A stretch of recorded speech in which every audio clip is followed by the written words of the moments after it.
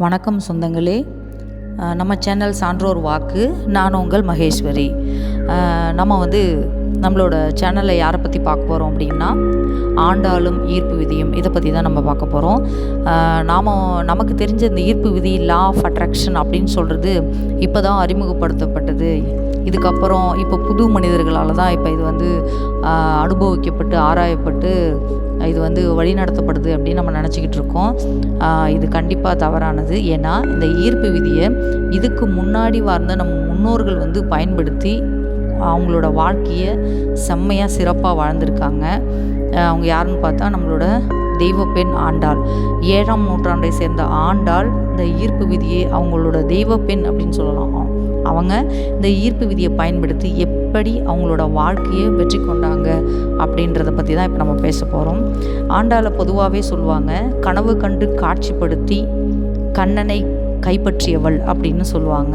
So அந்த ஒரு பேரே நமக்கு கண்டுபிடிச்சிடலாம் இவங்க ஆண்டாளை பற்றி பேச வராங்க அப்படின்னு சொல்லிட்டு. ஸோ ஆண்டாள்கிட்ட என்னென்ன குணாதிசயங்கள் இருந்துச்சு இந்த ஈர்ப்பு விதியை பற்றி அப்படின்னு சொல்லணும் அப்படின்னா, தெளிவான நோக்கம் இருந்தது, தெளிவான குறிக்கோள். நான் பெருமாளை தான் கல்யாணம் பண்ணிக்க போகிறேன். அவங்க சொல்லும்போதே அந்த ஸ்டேட்மெண்ட் கொடுத்துருப்பாங்க, மானிடருக்கென்று பேச்சுப்படில் அப்படின்னு சொல்லிட்டு. ஸோ நம்ம மானிடர்களை கல்யாணம் பண்ணிக்க மாட்டேன், நான் பெருமாளை தான் கல்யாணம் பண்ணிப்பேன் அப்படின்னு சொல்லிட்டு ரொம்ப தீவிரமான தெளிவான ஒரு இலக்கு, தெளிவான ஒரு குறிக்கோள் வச்சுருந்தாங்க. ஸோ நமக்கு வேண்டியது ஒரு தெளிவான இலக்கு இருக்கணும். அதுக்கப்புறம் நம்மளோட எண்ணங்கள் காந்த சக்தியாக இருக்கணும் அப்படின்னு சொல்லுவாங்க. அந்த ஆண்டாள்கிட்ட அதிகமாகவே இருந்தது. அவங்களோட எண்ணங்கள் முழுமையும் பெருமாளை கல்யாணம் பண்ணிக்கணும், இந்த ஒரே எண்ணங்கள் தான். அது காந்த சக்தி மாதிரி, அது வைப்ரேஷன் ஆகுது, மற்றவங்களையும் ஈர்க்க செய்யுது அப்படின்னு சொல்லலாம் இல்லையா. ஸோ எல்லாரையுமே அந்த அந்த காந்த சக்திக்கு, அவங்களோட ஆண்டாளோட எண்ணங்களோட சக்திக்கு அடிபணிய வச்சுது. தன்னோட அப்பாவையும் சரி, நான் பெருமாளை தான் கல்யாணம் பண்ணிப்பேன்னு உறுதியாக நின்னாங்க அவங்க. ஸோ அப்போ எண்ணங்களோட காந்த சக்தி அவங்கக்கிட்ட அதிகமாக இருந்துன்னு சொல்கிறோம். அப்புறம் நிகழ்கால எண்ணங்கள் வருங்கால வாழ்வை உருவாக்குகின்றனன்னு சொல்லுவாங்க. அவங்க ஒரு மானிடராக பிறந்து மானிடராக வாழ்ந்திருந்தாலும் கூட அவங்களோட வருங்கால எண்ணங்களை பற்றி மட்டுமே அவங்க கனவு கண்டு காட்சிப்படுத்திக்கிட்டே இருந்தாங்க. ஸோ இந்த விஷயத்தில் என்ன செய்யலாம் அப்படின்னா, தொடர்ச்சியான எண்ணங்கள். நம்ம ஒரு விஷயத்தை நினைப்போம், அதுக்கப்புறம் கொஞ்சம் நாள் கழித்து நான் அந்த விஷயம் பண்ணக்கூடாது நம்ம திட்டா என்ன பண்ணுவோம், விட்டுடுவோம். ஸோ அப்படிலாம் இல்லாமல் பெரியாழ்வார் ஆண்டாளை கடிந்து கொண்ட போது கூட தன்னோட மாலையை தன் கழுத்தில் போட்ட மாலையை பார்த்துட்டாங்க. இந்த மாதிரி தான் தினமும் நீ மாலையை உன்னோட கழுத்தில் போட்டுட்டு அதுக்கப்புறம் பெருமாளுக்கு சாத்திரமா அப்படின்னு சொல்லிட்டு அவர் கோவப்பட்ட போது கூட அதனால தான் அந்த தருணத்தில் தான் சுடர்கொடின்னு சொல்லுவோம். ஸோ அந்த தருணத்துலேயும் கூட கொஞ்சம் கூட தன்னோட குறிக்கோள்லேருந்து பின்வாங்கவே இல்லை ஆண்டாள்.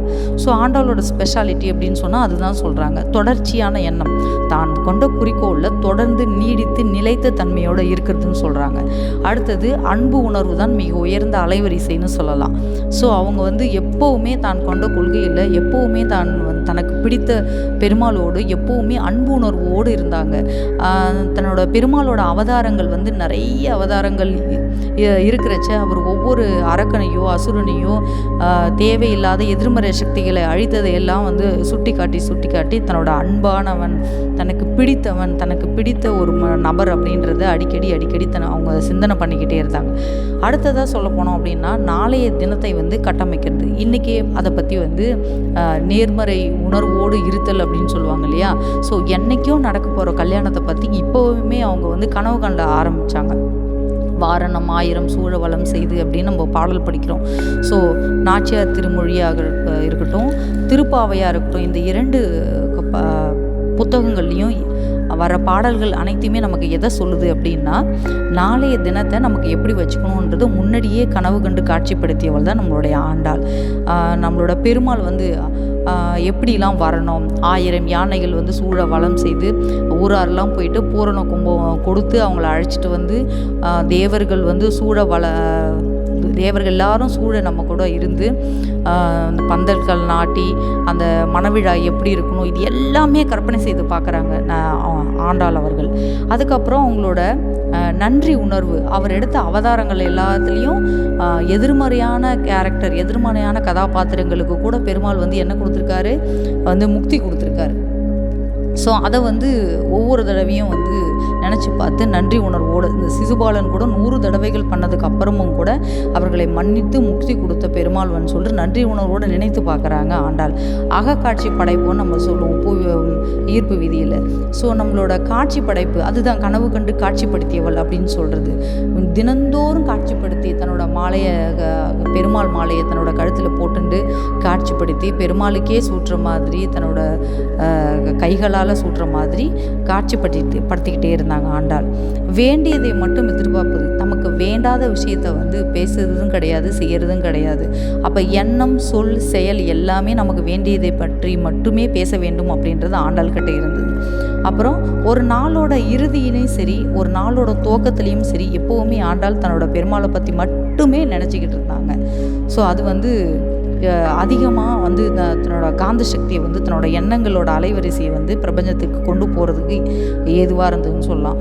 தங்களிடம் இல்லாத ஒன்றை வந்து இருப்பதாக கற்பனை செய்வது, அதாவது மானிடராக கற்பனை செய்யவே முடியாது. ஏன்னா தெய்வத்தை கல்யாணம் பண்ணிக்கணும் அப்படின்றது சாதாரண விஷயமே இல்லை. ஆனாலும் தன்னோட எண்ணங்கள், தன்னோட காந்த சக்தி, தன்னோட நேர்மறை உணர்வுகள், தன்னோட தெளிவான சிந்தனை, இதன் மூலம் எல்லாமே முடியும் அப்படின்றது ஆண்டாளோட நியாயமான நல்ல விஷயம்னு சொல்லலாம். அப்புறம் சிரிப்பு மகிழ்ச்சியை கவர்ந்திருக்கிறது அப்படின்னு நம்ம ஒரு விஷயம் சொல்லுவோம் ஈர்ப்பு விதியில். அவங்க எப்போவுமே மகிழ்ச்சியாக இருந்தாங்க. ஏன்னா நம்ம வந்து பெருமாளை தான் கல்யாணம் பண்ணிக்க போகிறோம் அப்படின்ற அந்த உணர்வுகள் மூலமாக தான் ஈர்ப்பு சக்தி வந்து வேலை செய்யும் அப்படின்னு சொல்லுவாங்க. பிரபஞ்சத்திற்கு நம்ம அனுப்பக்கூடிய உண்மையான அலைவரிசை வந்து உணர்வுகள் மூலமாக இருக்கணும்னு சொல்லுவாங்க. ஸோ மகிழ்ச்சியான உணர்வுகள் எப்பொழுதுமே நமக்கு வேணுன்றது சீக்கிரமாக அழைச்சி வரும் அப்படின்னு சொல்லுவாங்க. அடுத்ததை நம்ம சொல்லணும் அப்படின்னா கனவு கண்டு காட்சிப்படுத்தியவளின் வரலாற்றை ஈர்ப்பு விதி மூலமாகவே வந்து விளக்கியதில் வந்து ரொம்ப ரொம்ப நான் வந்து சந்தோஷப்படுறேன்.